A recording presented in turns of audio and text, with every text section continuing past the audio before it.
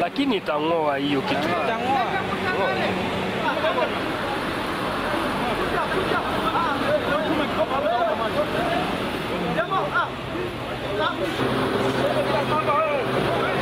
Weka pande ya huku.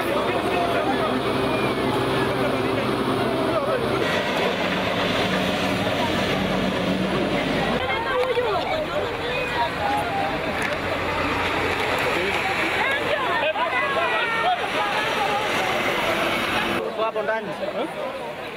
Safari.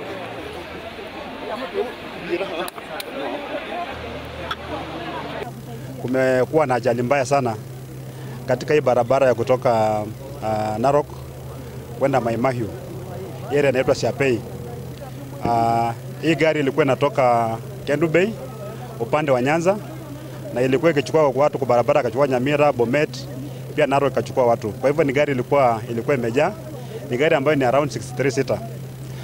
Kwa sasa wale watu ambao wamekuwa confirmed kwamba wamekufa ni watu 17.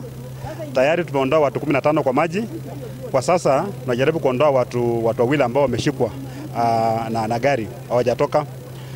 Watu 43 wamepelekwa katika County Referral Hospital ya Narok. 4 wakiwa hali mbaya sana, hali mahututi. Wale wengine wako katika stable condition. Wale ambao wamekufa wengi wamekufa kwa sababu ya drowning.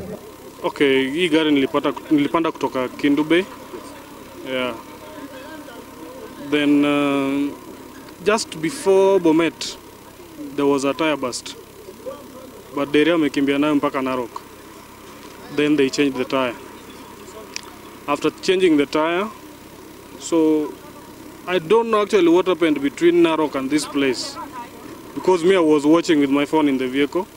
Then all of a sudden, I just found myself in the water.